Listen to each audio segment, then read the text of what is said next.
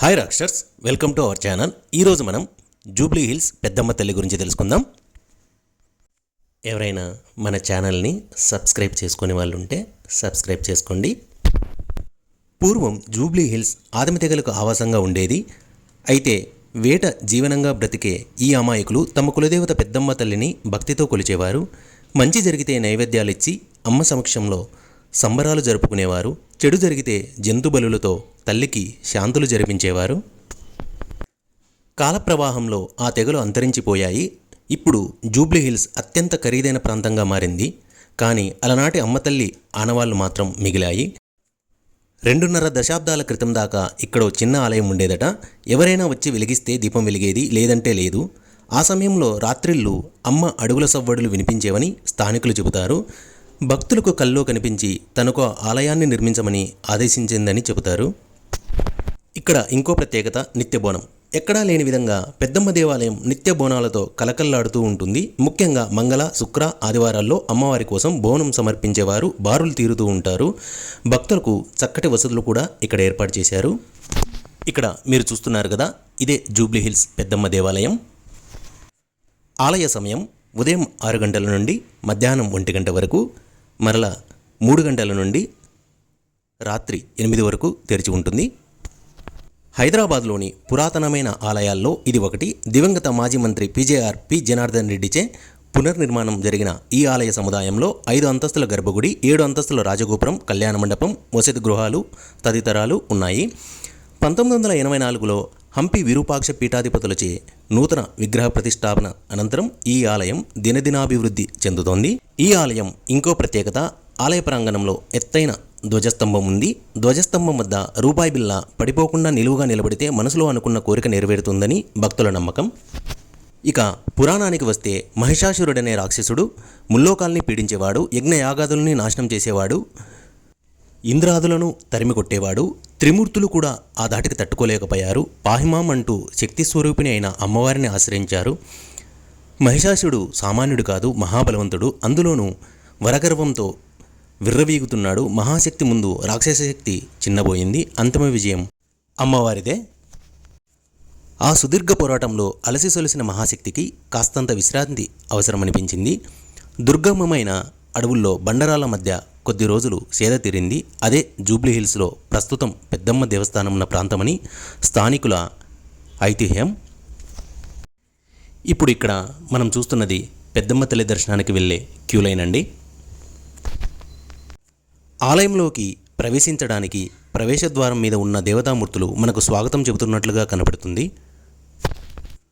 గుడి ముందు ఉన్న ధ్వజస్తంభానికి ఇరువైపులా పోతురాజు విగ్రహమూర్తులు ఉన్నారు. ఇప్పుడు ఇక్కడ మీరు చూస్తున్నది ఆలయంలోకి ప్రవేశించడానికి ప్రవేశద్వారం. ఇక్కడ చూస్తున్నది గర్భాలయం. ఇక్కడ మీరు చూస్తున్నారు కదా, ఇది ఆలయ ప్రాంగణంలో ఎత్తైన ధ్వజస్తంభం. ఈ కింద చూస్తున్నారు కదా, ఈ ధ్వజస్తంభం వద్ద రూపాయి బిళ్ళ పడిపోకుండా నిలువుగా నిలబడితే మనసులో అనుకున్న కోరిక నెరవేరుతుందని భక్తుల నమ్మకం. ఈ ఆలయంలో 5 ప్రధాన ఉత్సవాలను చాలా ఘనంగా నిర్వహిస్తారు. ఇవి బ్రహ్మోత్సవాలు, బోనాలు, శాకంబరి ఉత్సవాలు, దసరా నవరాత్రులు, శరన్నవరాత్రులు. ఈ ఉత్సవాల సమయంలో ఆలయం జనాలతో కిటకిటలాడుతూ ఉంటుంది. వేలాది మంది భక్తులు ఈ ఉత్సవాల సందర్భంగా పూజల కోసం ఆలయానికి తరలివస్తూ ఉంటారు. అమ్మవారి గర్భాలయం వెనుక వైపున మీరిప్పుడు చూస్తున్న నవదుర్గల ఆలయం ఉంది. శైలపుత్రి, బ్రహ్మచారిణి, చంద్రగండ, కూష్మాండ, స్కందమాత, కాత్యాయని, కాలరాత్రి, మహాగౌరి, సిద్ధిదాత్రి అమ్మవార్లు ఇక్కడ ఉన్నారు. గర్భాలయంలో పెద్దమ్మ తల్లి చతుర్భుజాలతో, విశాలమైన నేత్రాలతో, శంఖం, త్రిశూలం, కుంకుమ భరిణ, చక్ర, ఖడ్గంతో దర్శనమిస్తుంది. అమ్మవారు నవరత్న ఖచ్చిత ఆభరణాలతో ప్రకాశిస్తూ ఉంటుంది. అమ్మవారి విగ్రహంతో పాటు ఉత్సవమూర్తి కూడా ఇక్కడ ఉన్నారు. ఉత్సవమూర్తి ముందు ఉన్న శ్రీచక్రానికి ప్రతినిత్యం కుంకుమార్చనలు జరుగుతాయి. ప్రతిరోజు పెద్దమ్మ తల్లికి నిత్య అభిషేకాలు, శుక్రవారం ప్రత్యేక అభిషేకములు జరుగుతాయి. ఈ ఆలయం చుట్టూ సినీ పరిశ్రమకు చెందిన పలు నిర్మాణ సంస్థలు, స్టూడియోలు ఉండడం వలన ముహూర్తాలు, సినిమా ప్రారంభోత్సవాల వంటి కార్యక్రమాలు ఇక్కడ నిర్వహించడం సెంటిమెంట్గా మారింది. ఇక్కడ రూపాయి బిళ్ళ పడిపోకుండా నిలువుగా నిలబడితే మనసులో అనుకున్న కోరిక నెరవేరుతుందని భక్తుల నమ్మకం.